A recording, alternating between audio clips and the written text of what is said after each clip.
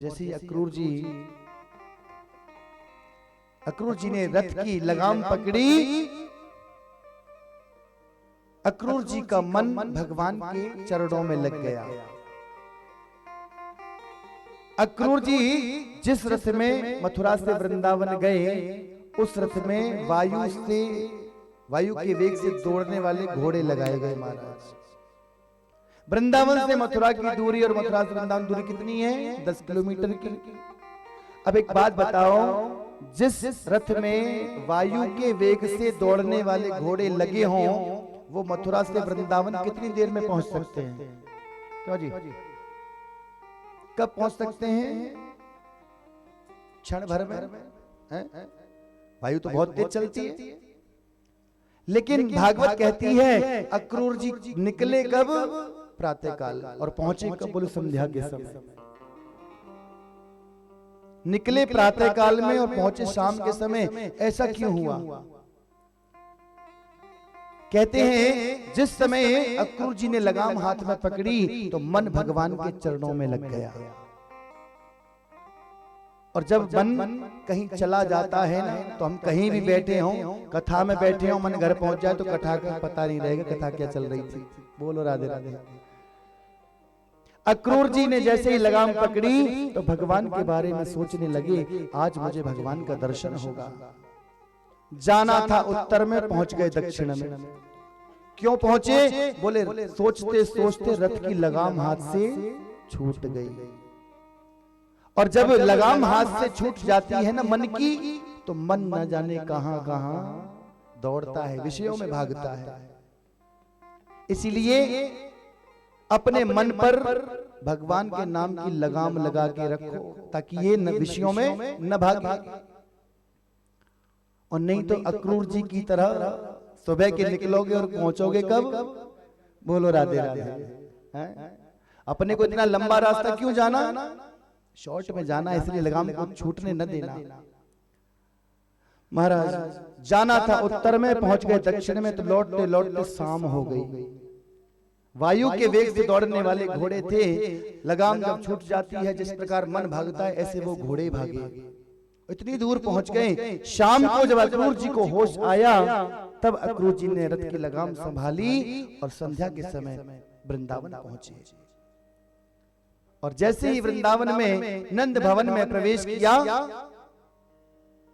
नंद बाबा ने स्वागत किया, आओ अक्रूर जी, आज इतने दिन बाद आप कैसे आए? कुशल क्षेम पूछी। और जैसे ही नंद बाबा यशोदा मैया को पता चला, अक्रूर जी ने कहा, बाबा कंस ने धनुष यज्ञ रखा है और उस धनुष यज्ञ में कृष्ण और बलराम को बुलाया है। जैसे ही मैया ने सुना कृष्ण और बलराम को बुलाया है, मैया ने बाबा से कहा, बाबा आप ब्रज से किसी को भी ले जाओ, लेकिन मैं कृष्ण और बलराम को नहीं जाने दूंगी। आज मना किया है और मना किया। मैया रोने लगी। मैया रोती है और मैया ने कहा, अक्रूर जी, आप ब्रज से किसी को ले जाओ, लेकिन मैं अपने कन्हैया को नहीं भेज सकती। आज भगवान 11 वर्ष 52 दिन के हो गए और आज तक भगवान ब्रज को छोड़कर अन्यत्र कहीं नहीं गए। ग्वाल बाल गोपियों के साथ में भगवान ने लीलाएं की। और महाराज, जब कोई हमारा प्रियजन हमारे साथ रहता है और वो यदि 2 दिन के लिए कहीं बाहर चला जाए, तो क्या स्थिति होती है? हर समय मन में वही दिखाई देता है। अब न जाने क्या कर रहा होगा, अब न जाने क्या कर रहा होगा। मैया ने तो मना कर दिया, लेकिन भगवान ने मैया से कहा, मैया मैया मैंने आज तक कभी शहर नहीं देखा और आज मुझे शहर देखने का मौका मिल रहा है, इसलिए तू मुझे जाने दे। धनुष्य के मैं देख करके परसों वापस आ जाऊंगा, ये पक्की बात है। लेकिन मैया को ऐसा लगा कि अब अगर कन्हैया चला गया तो ये वापस कभी नहीं आएगा। मैया रोती है, रो रो करके मैया का बुरा हाल है। लेकिन भगवान ने मैया से वायदा किया, मैया सिर्फ 2 दिन की बात है, मुझे भी शहर देखने जाना है। रातों रात ये बात पूरे वृंदावन में फैल गई। ब्रजवासियों ने, गोपिकाओं ने योजना बनाई। एक बोली चाहे कुछ भी हो जाए मैं रथ के पहिए से लटक जाऊंगी लेकिन रथ को आगे जाने नहीं दूंगी। एक बोली मैं रथ के आगे लेट जाऊंगी, यदि रथ जाएगा तो हमारे ऊपर से जाएगा, भगवान को हम जाने नहीं देंगे। अब तो गोपी ग्वाल गईये बछड़े सब भगवान के विरह में विकल होने लगे। हमारा प्रियजन जाने वाला हो, हमें लगता है अब हमारा क्या होगा। गोपियों का भी वही भाव है। गोपियों को लगता है जैसे आज हमारे शरीर से हमारे प्राण जा रहे हैं। और सज्जनों, शरीर से जब प्राण जाते हैं तो कितना कष्ट होता है। गोपियों को ये नहीं लगा कि वृंदावन से नंद के लाला जा रहे हैं। गोपियों को लगा कि आज हमारा प्राण जा रहा है। मैया की स्थिति ये थी, भगवान रात्रि में सोए, मैया की आंखों से अश्रुधारा बहती है। मैया कन्हैया के बालों को रात भर सहलाती है और रोती रहती है, बहुत रोई। नंद बाबा ने मैया को खूब समझाया, यशोदा कोई बात नहीं, अरे 2 दिन की बात है, परसों ये वापस आ जाएगा। उस दिन वृंदावन में कोई सोया नहीं था महाराज। सबकी सबको चिंता थी, कल न जाने क्या होगा, न जाने क्या होगा। और ऐसी सूचना तो जंगल में आग की तरह फैल जाती है। प्रातःकाल हुआ, भगवान आज स्नान करके तैयार हैं। मैया ने जैसे ही कन्हैया को तैयार हुए देखा, मैया रोने लगी। सारे के सारे ब्रजवासी आज नंद भवन में खड़े हैं, लेकिन गोपियां रोकने के लिए आई थी, लेकिन किसी ने भी एक बार ये नहीं कहा कि गोविंद मत जाओ। हिम्मत नहीं हुई। विदाई देने के लिए गोपियां आई हैं, बड़ी करुण विदाई है। ब्रजवासियों ने भगवान से हाथ जोड़े और कहा, गोविंद भैया, हमसे यदि कोई पाप बन गया हो, हमारी कोई बात बुरी लगी हो तो हमें क्षमा कर दो, लेकिन ब्रज को छोड़ करके मत जाओ। मैया ने भी हाथ जोड़े और लाला से कहा, कन्हैया बेटा, मैंने तुझे डंडी से मारा, उखल से बांधा, न जाने कौन कौन सी यातनाएं दी। आज तू हमें छोड़ करके जा रहा है, न जाने हम तेरे बिना कैसे जिएंगे। ये 2 दिन हम कैसे रहेंगे, क्योंकि आज तक हमने एक दिन तेरे बिना नहीं जी। जब से तेरा जन्म हुआ तब से लेकर आज तक हमेशा हमने तेरा दर्शन किया है। गोपियां खड़ी हैं, गाय खड़ी हैं, बछड़े खड़े हैं, ग्वालवाल खड़े हैं, पूरा की पूरा ब्रज आज रो रहा है। सुखदेव जी वर्णन करते हैं, राजन परीक्षित, वृक्षों के भी आंसू निकल आए। ऐसे करुणा का समय है। आज भगवान कहते हैं, अरे गोपियों, जितना प्रेम तुमने मुझसे किया उतना मैं भी तुमसे करता हूं। केवल 2 दिन की बात है, आज जा रहा हूं, कल धनुष यज्ञ देखूंगा और परसों वापस आ जाऊंगा। लेकिन महाराज गोप ग्वालों को, गोपियों को, यशोदा मैया को, किसी को भी भगवान की बात पर भरोसा नहीं हो रहा। कभी कभी जो घटना होने वाली होती है उसका एहसास हमें पहले से हो जाता है। आज यकीन नहीं हो रहा, सभी अपनी गलती की क्षमा मांगते हैं। प्रभु यदि आप हमसे नाराज होकर जा रहे हो तो मत जाओ, हमें क्षमा कर दो। आज भगवान विदाई लेते हैं। कृष्ण लेता है ब्रज से विदाई की मैया मोहे याद ना करे। कृष्ण लेता है ब्रज से विदाई की मैया मोहे याद ना करे। कृष्ण लेता है ब्रज से विदाई की मैया मोहे याद ना करे। कि मैया मोहे याद ना करे, कि मैया मोहे याद ना करे। कृष्ण लेता है ब्रज से विदाई की मैया मोहे याद ना करे। कृष्ण लेता है ब्रज से विदाई की मैया मोहे याद ना करे।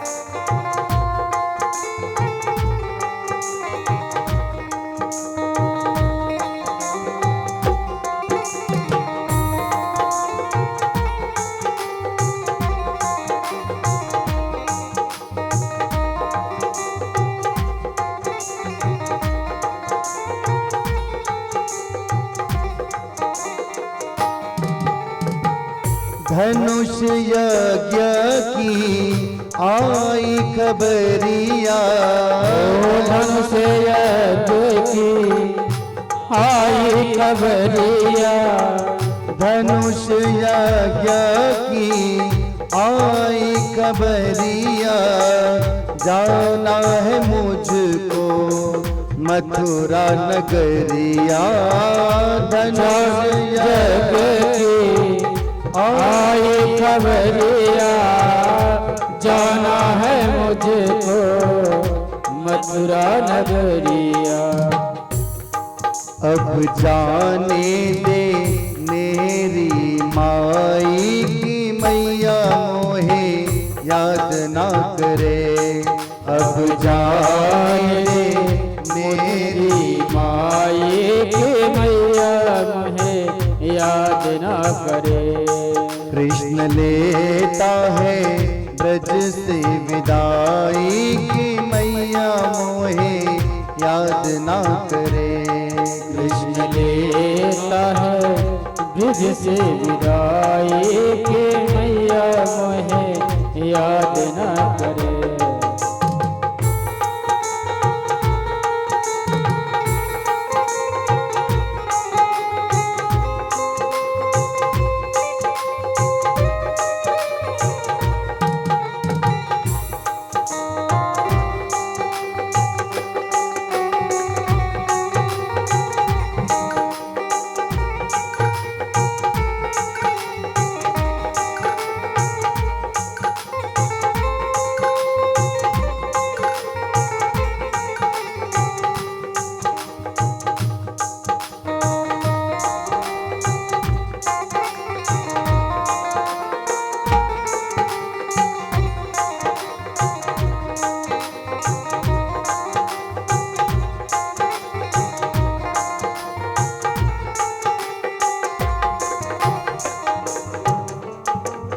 रथ को पकड़ कर राधा रोवे, सखियां आगे रसता रोके। रथ को पकड़ के सखियां आगे रास्ता रोके, सखियां रो रो के देती दुहाई कि मैया मोहे याद ना करे। सखियां रो रो के देती दुहाई कि मैया मोहे याद ना करे। कृष्ण लेता है ब्रज से विदाई कि मैया मोहे याद ना करे। ओ कृष्ण लेता है ब्रज से विदाई कि मैया मोहे याद ना करे।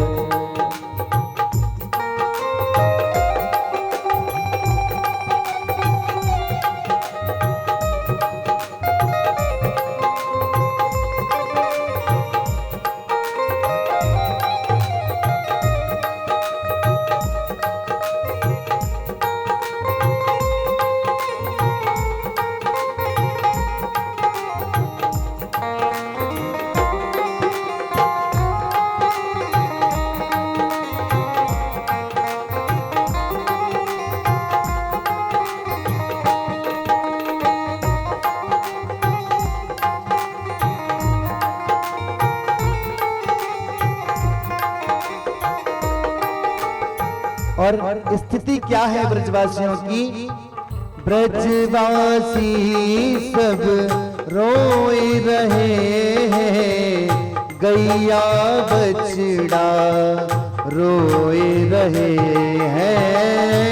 ब्रजवासी सब रोए रहे हैं, गैया बछड़ा रोए रहे। ब्रजवासी सब रोए रहे हैं, गैया बछड़ा रोए रहे हैं। कान्हा कैसे सहेंगे जुदाई कि मैया मोहे याद ना करे। कान्हा कैसे सहेंगे जुदाई कि मैया मोहे याद ना करे। कृष्ण लेता है ब्रज से विदाई कि मैया मोहे याद ना करे। कृष्ण लेता है ब्रज से विदाई कि मैया मोहे याद ना करे। बोले वृंदावन बिहारी लाल।